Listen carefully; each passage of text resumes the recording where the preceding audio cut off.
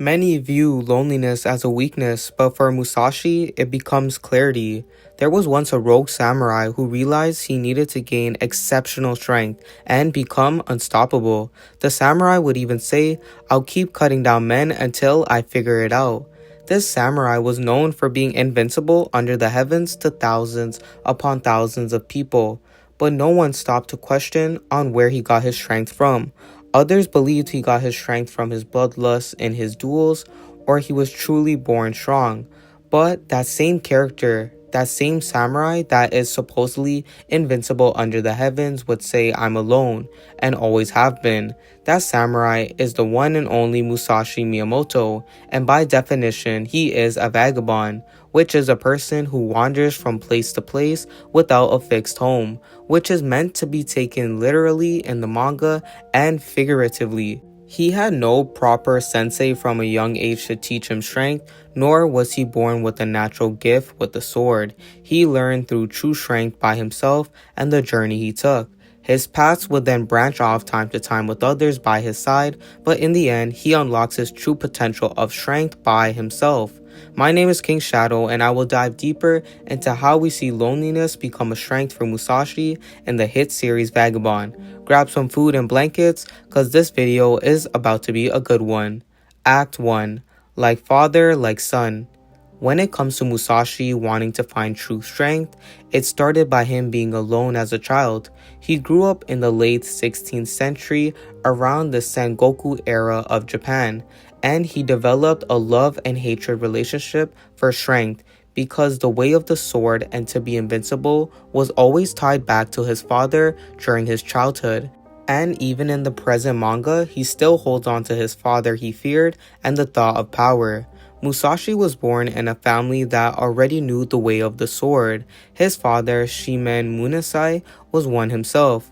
He instilled into Musashi's mind at a young age the needs to be strong, but oftentimes taught him these harsh lessons out of anger and resentment towards the small child that would push him onto a path where he felt like he didn't need to learn from his father, and rather he can find true strength from within by himself. Musashi often recalls his father's teachings and his harsh ways of saying them in moments of trials and tribulations.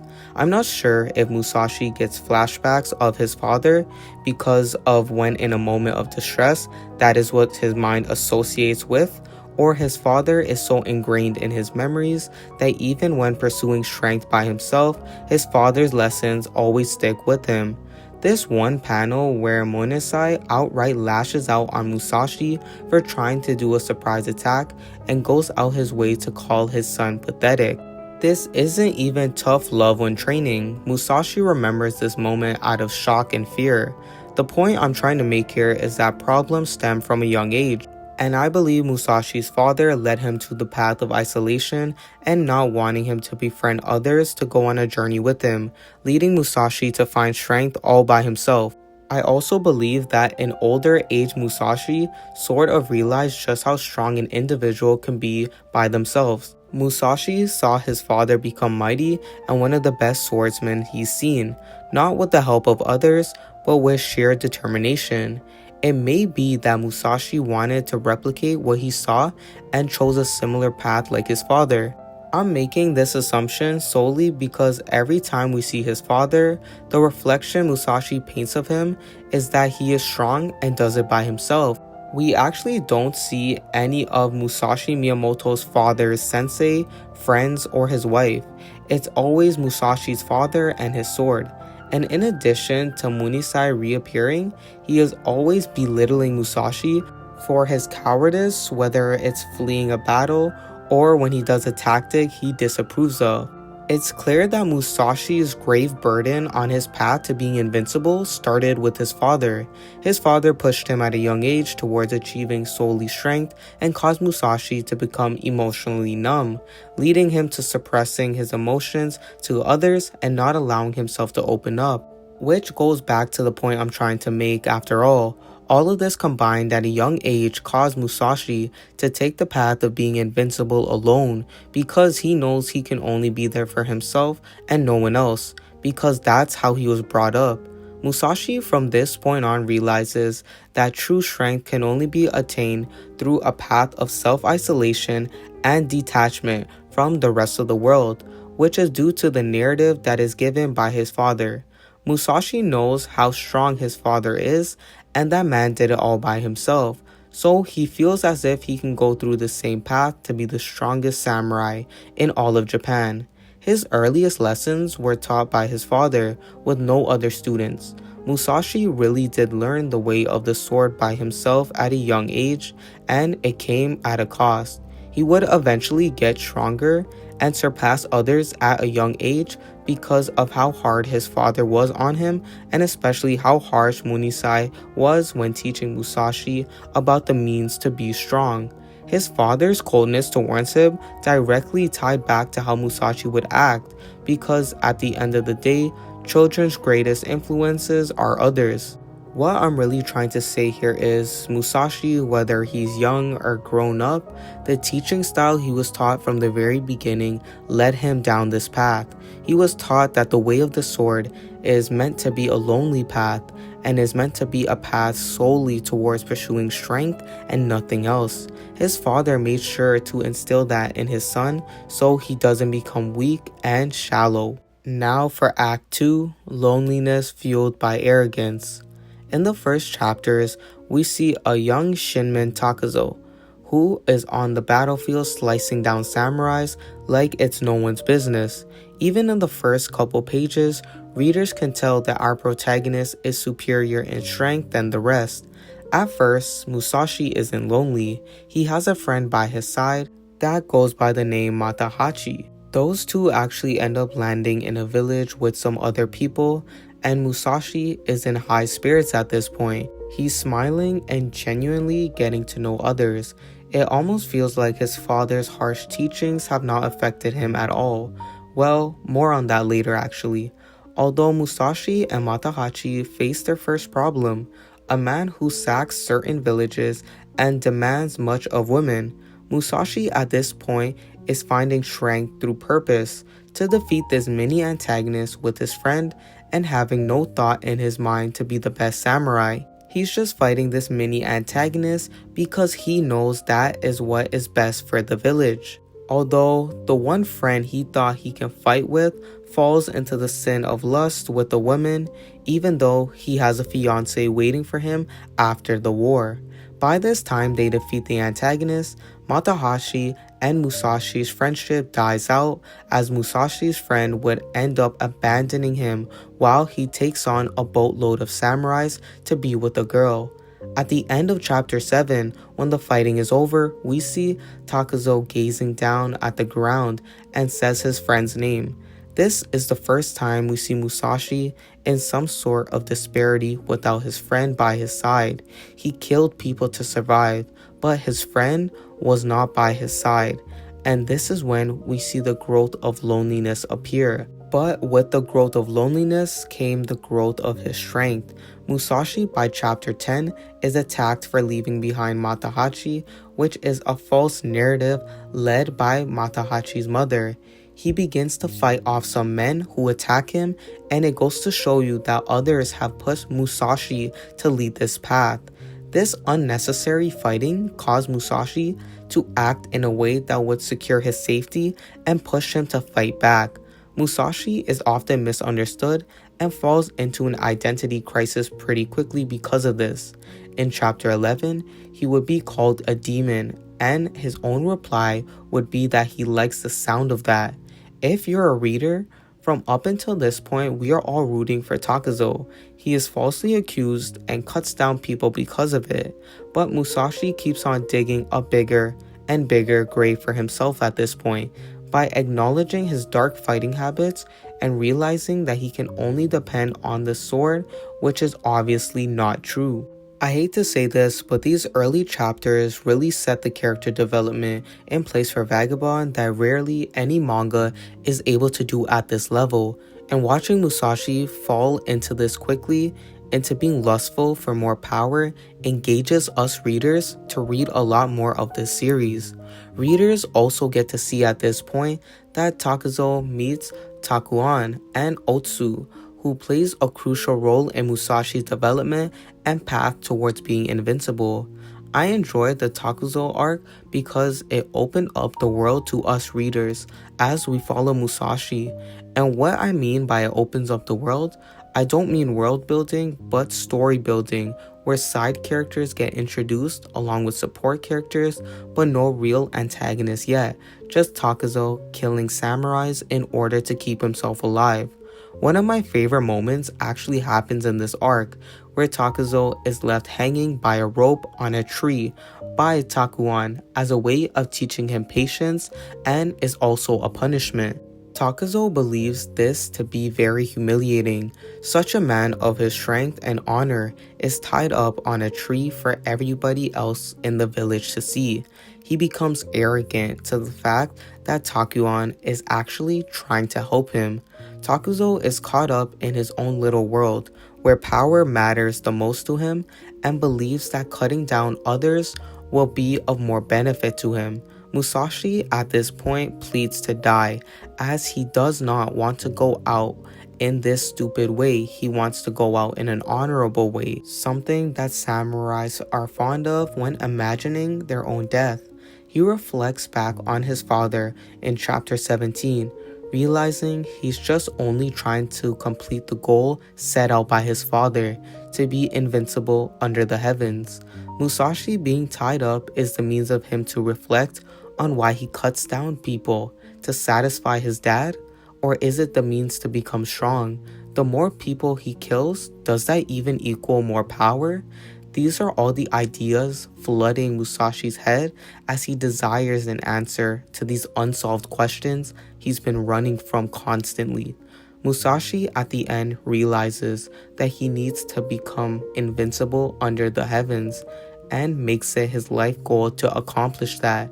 This vague goal leads him to many ups and downs in his path, rightfully so. To be invincible is to have much strength, but with much strength comes much killing for samurais, because how else will a samurai prove to others and themselves that they have become stronger?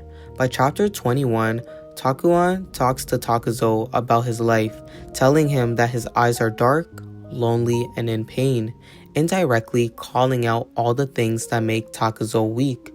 And obviously Takuzo dislikes that because it makes him look and feel weak despite him wanting to be stronger.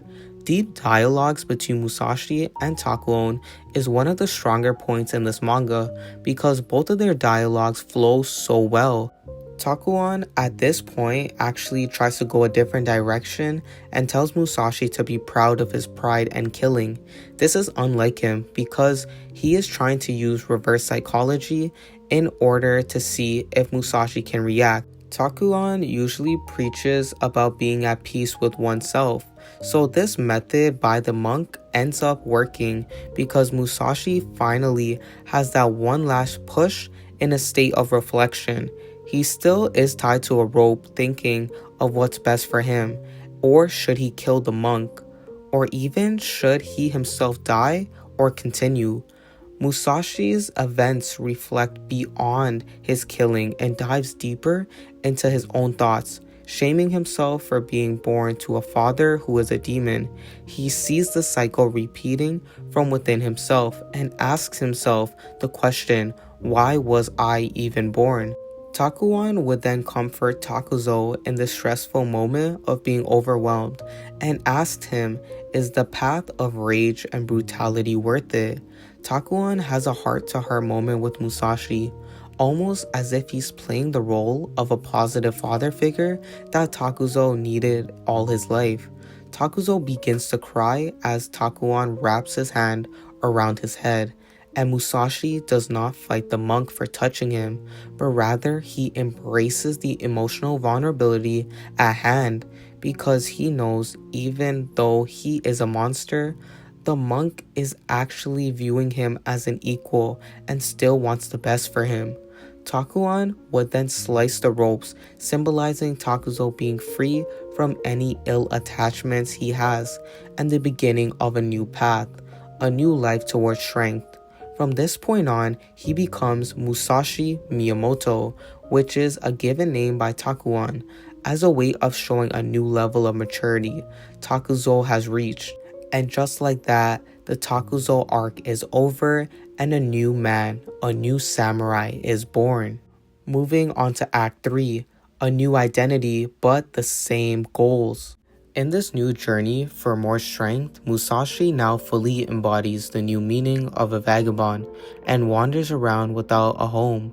After he realizes the path he needs to take to become invincible under the heavens, his path of loneliness truly starts here.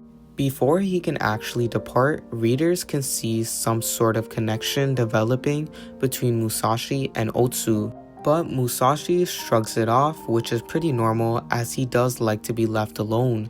Musashi comes to terms that his ideology is now about traveling around Japan in search of the best samurai to challenge, because he knows that true strength can be achieved by cutting down men that are on his level, or if not, stronger. He also comes to terms that he needs to do this by himself.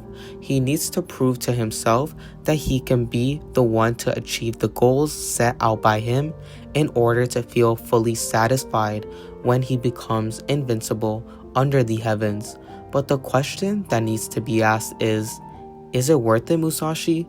Is it worth all the pain mentally and physically that will come with this?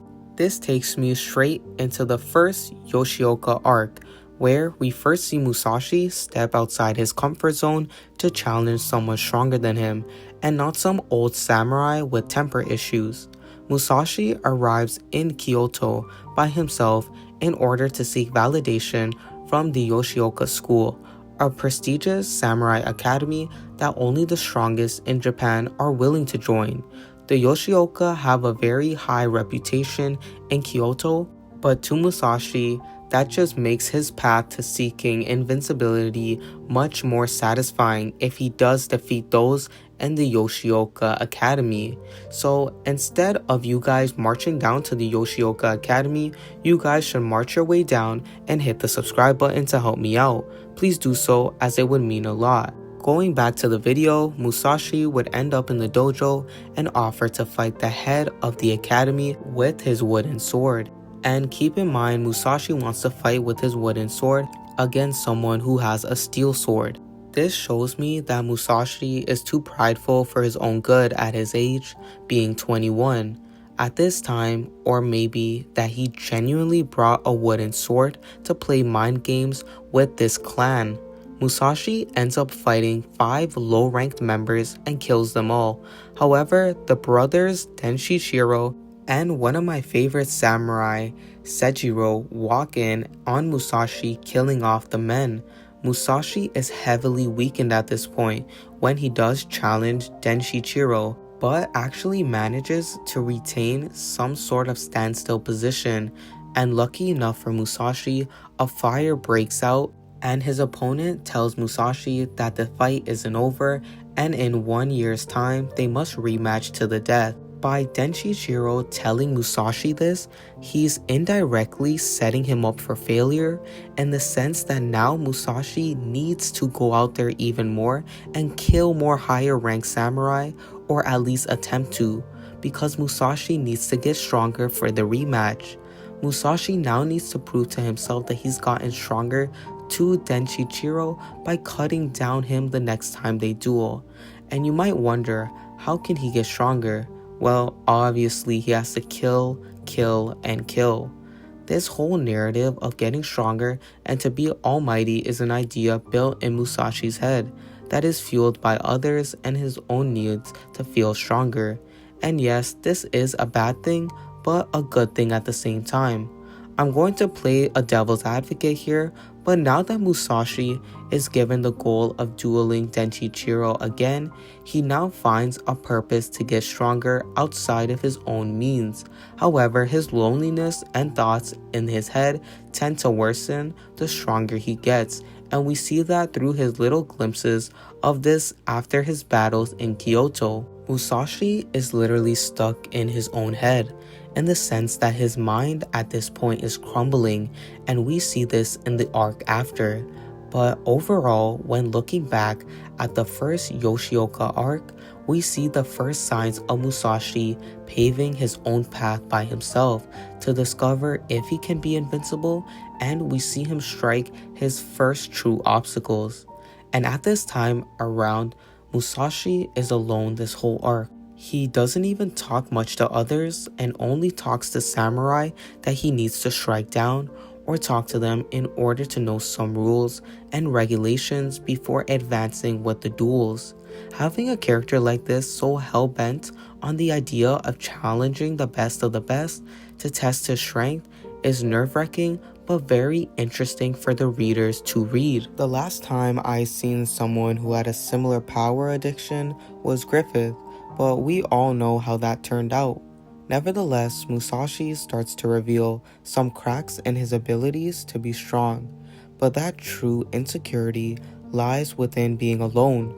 I'm not going to summarize every single arc, but I will talk about the arc directly after the first Yoshioka arc, because this is where we see Musashi meet someone who views strength differently than what he has in his head, and the lonely path he was striving towards becomes more difficult after finding out that the lonely path might just be more destructive. This is my second favorite arc in Vagabond because of how Musashi is able to overcome his fear of losing, and better yet, learns that strength and power are two different things. This is because he now knows strength doesn't have to be physical. When fighting his battles in this arc, it's not even mostly about others, but rather he fights the inner battles with himself, his thoughts, and fears the outcome of the path he's taking, which can result in death. Nevertheless, Inshun, who is the second generation master at his temple, begins to duel Musashi in front of Jotaro, a self-appointed student of Musashi's. Inshun begins to talk to Musashi at this point, telling him that he does put his life behind every single attack, which he credits him for, because it shows that Musashi believes that his attacks will be effective, hence why he tries his best on each and every attack he does. Musashi at this point realizes that his strength is matched, and maybe even outmatched at certain points. Musashi notices that Inshun is far more calmer with a better mindset. But at this point, one of my favorite manga pages makes it clear that Musashi knows how fear can make a man fall fast. Both men understand that their strength will inevitably kill one of them, which heightens the tension of the duel. Both of these men have a natural tendency for strength and loneliness, and in this duel, it demonstrates exactly that. Inshun and Musashi do not fear death at this point. They only fear losing to each other. Both men keep the battle going until Musashi feeds into that demon fear he has been thinking about, but gets himself into a position where he's about to die, and Musashi commits an act that is known as cowardly in this era of Japan, running away from a fight. Musashi running away is the exact opposite of what he had been preaching to himself and to others. He talks about being strong, and it is to cut down other men. That's what makes a duel really fun. But just as he's about to get cut down in a duel, he runs away, which is unlike Musashi to go against his own way of living. At this point, Musashi begins to cry when telling himself he is nothing.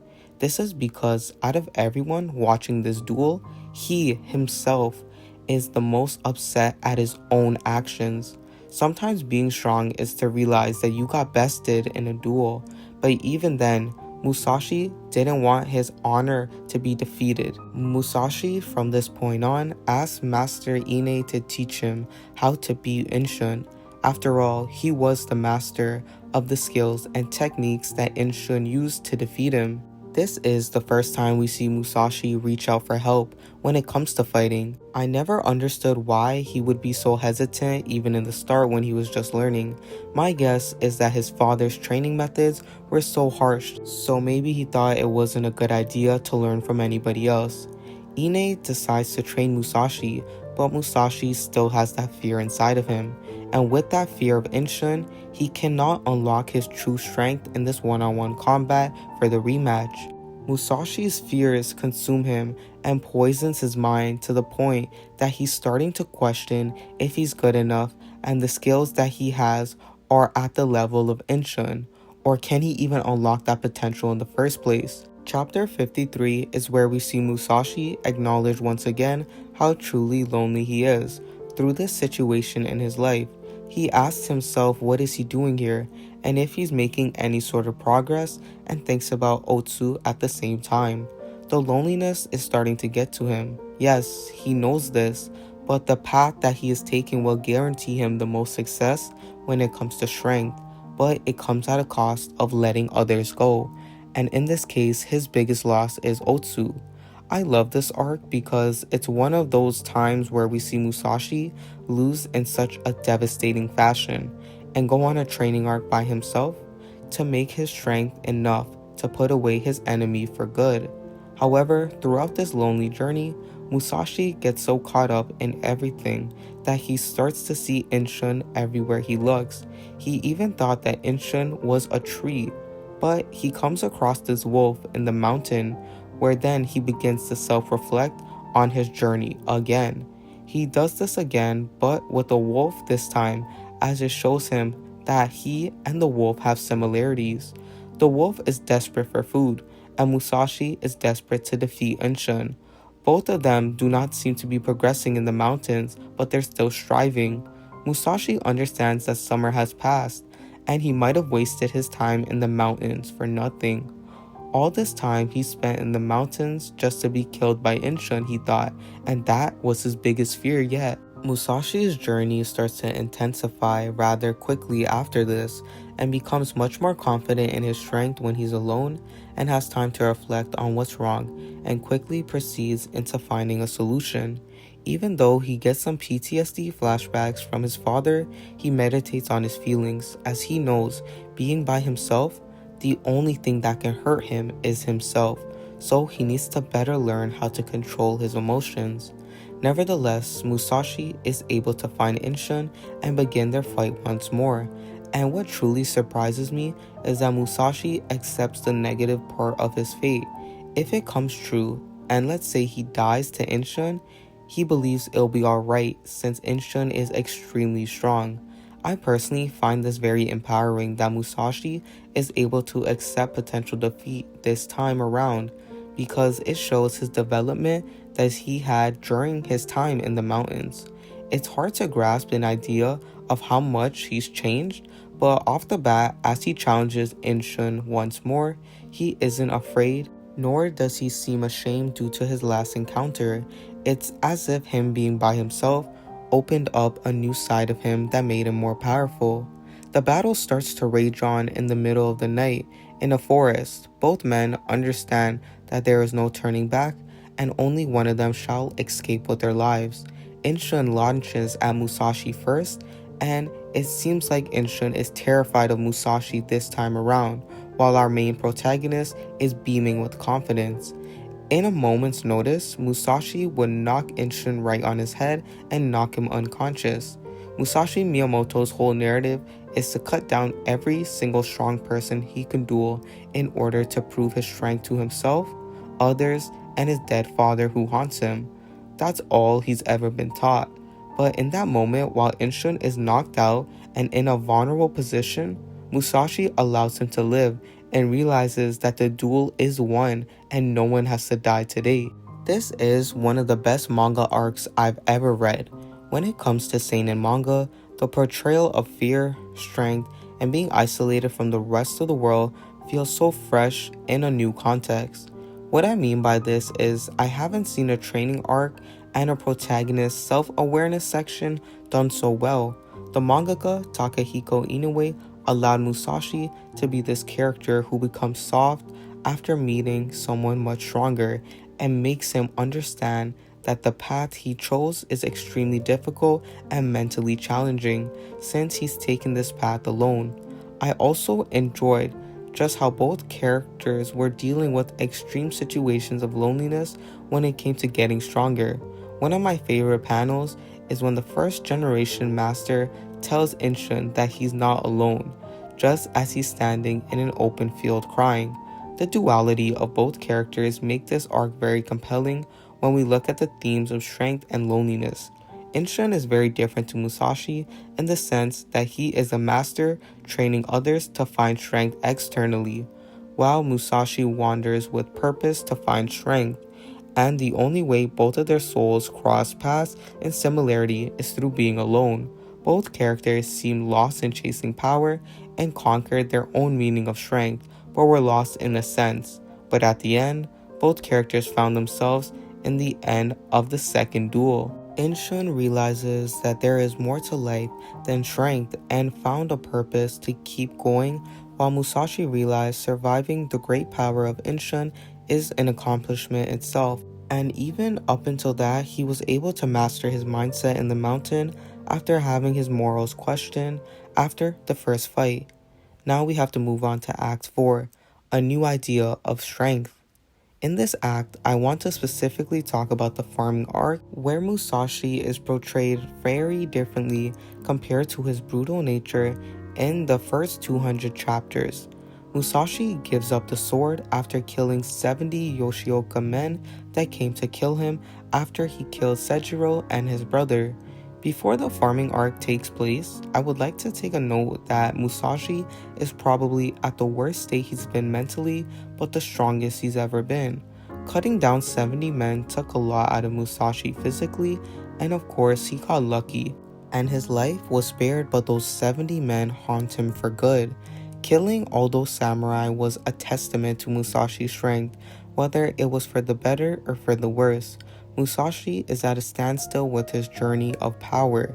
Him being there at a standstill kinda makes it a good time for him to reflect like he always does. He questions if being invincible under the heavens is good enough for him and worth it, now that he's accomplished this path and reached a dead end.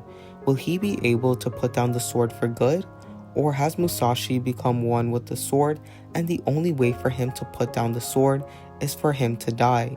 I hate being the one to say it, but Musashi is in fact at his best and progresses faster in his path to power when he lets go of the sword and thinks about what it truly means to be strong. Musashi's mind gets clouded every time he gets overwhelmed. We see this in almost every fight, but when he takes the time to reflect on himself, his loneliness, his strength, his connection to the sword, his father, it makes him better solely because Musashi knows how to grow from those reflections. Our main character does this all by himself majority of the time because he is at his best when he's alone. He grows in strength when alone, builds confidence when alone, and the list can go on. And killing 70 men all by himself is a feat that only a man like Musashi can obtain, because strength at that level can only come through determination of being disciplined and simply being one with the sword. Killing 70 men ended up changing Musashi's view on the sword. His body wanted to get up and keep cutting down men, but his heart was telling him to stay with Otsu.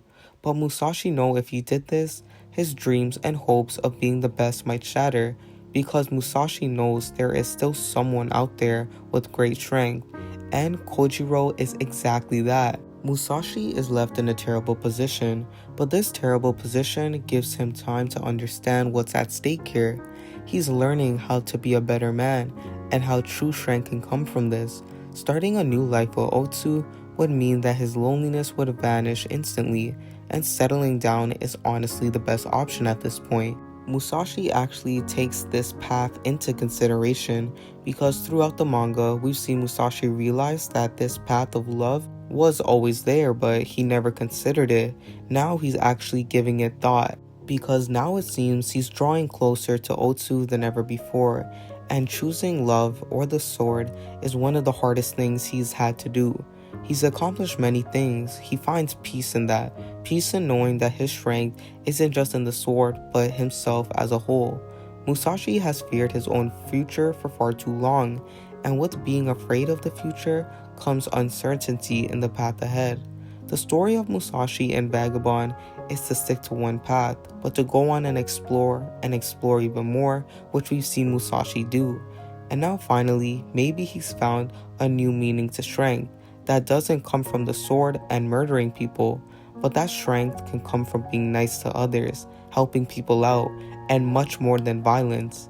Because we have to think, was cutting down 70 men actually a good thing for Musashi? Did 70 men need to die in order for Musashi to realize that the path he was going down was far darker and more complex than just merely getting stronger? All these questions are valid to ask when looking at how far Musashi has come and how far he has wandered. At this point, Musashi's leg is injured and he can't flow with the sword as properly as before, and this freaks him out. His body and the sword used to be one, but now it's more fragmented into pieces that have shattered his ability to fight. Nevertheless, Musashi moves straight into farming, an odd thing for a swordsman, yes, but not as bad as we all think it to be.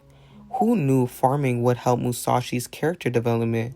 And trust me, by Musashi going to a village and helping them not starve to death adds more depth in Musashi's character.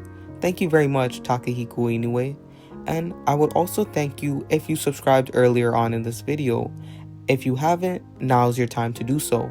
So thank you. The farming arc is the 9th arc in the series and spans from chapter 302 to the current chapter 322. We're roughly only 20 chapters in, but these chapters are just like the beginning of Berserk. The chapters are extremely long but have a purpose to it. Musashi meets with a kid named Lori and plans to stay with the kid after his father died. Musashi genuinely has nowhere to go, that's why. His plans are to help Lori and his people who are suffering a major problem when it comes to harvesting the land that they're on right now and trying to grow seeds on it because the land is tough and has rocks and gets flooded easily, meaning that food is very scarce. Musashi at this point goes around telling people that he is Takuzo, which is his dead name in the beginning chapters. He doesn't reveal to others that he is Musashi Miyamoto because he's afraid that they'll turn him away. Musashi has built a reputation as a samurai to the point that most people in Japan know of his existence, and killing 70 men greatly increases popularity. Musashi's plans constantly fail at this village. Others in the village have already given up on him and told Musashi that he's wasting his time. Musashi is alone in this. And what I mean by that is Musashi is literally by himself trying to survive a never-ending famine, and once again shows you just how powerful being lonely truly is. Musashi's third attempt in helping these villagers goes extremely well when he starts to dig a deep canal in the soil around his house to stop the flooding from washing out his soil, and it worked. The heavy rain came down and the canal helped. Musashi did all this by himself when no one believed in him, and that is where we see him gain his peak strength. Musashi never gave up no matter what, no matter how dull the days were and how much the villagers attempted to discourage him. It was only Musashi who believed in his abilities to gain success with working on the canal. In the autumn season, things go from bad to worse after this. After Musashi had success, he realized that the soil was not fertile, but Lori guides him into a rice field where the seeds can have some potential. After attempt after attempt of trying to save the village, Musashi meets a dead end. He has no more ideas and knows that no type of strength, not even his own, can save these people. Newborns are falling ill and old people are dying, and Musashi's own believers start to give up on him. And just as Musashi seems to recognize his failure, he bows down in front of Sado in order to get their supplies from dying villagers. And if they do, Musashi will give up his life at the village and go to Kokoro with them. This time Musashi shows humility and pushes his isolation to the side in order to help others. Musashi has been so one-sided on being the only person who can save the village from starvation and illnesses. He fed into his ego, making up new plans almost every time another plan had failed, because it showed him that he had the strength to keep on the progression when others couldn't. Musashi thought that him being the one to save others could be a sign of strength at his core, but Musashi couldn't have been more wrong. He would then bring back supplies and the village would be relieved of their illness. Musashi bowing down and asking for help has to be one of the biggest moments in the manga, and it isn't because of some sort of shock value, but it's because Musashi pleads for help. He sheds away his isolation and selfishness. Old Musashi could have easily sacked dozens upon dozens of close villages and took their supplies, or he would have even killed the Kokakura men and took their supplies without any problem, but that isn't who he is anymore. The farming arc proved Musashi to not be just a samurai, but rather he's just a person, just like me and you watching the video. He is equal among those he works with and doesn't pride himself into being some monster on the field. Musashi has found strength without the sword for the first time. But if Takahiko Inoue can finish his manga, we can see Musashi pick up the sword again and fight once more. But at the end, right now where we're at, Musashi is at a standstill, but at the same time one with himself. Throughout this video, we have looked at the many moments where Musashi struggles with his strength and what it means to be invincible. The lonely path is one of the more difficult things that Musashi had to do, but he knows being alone keeps him disciplined to become stronger than the rest. I personally believe that Musashi is at his best when he's alone, even though it's a struggle at times. He remains balanced and understands that loneliness is a strength. Nevertheless, thank you guys for watching this full video essay, and I hope you guys subscribed. Thank you. King Shadow out.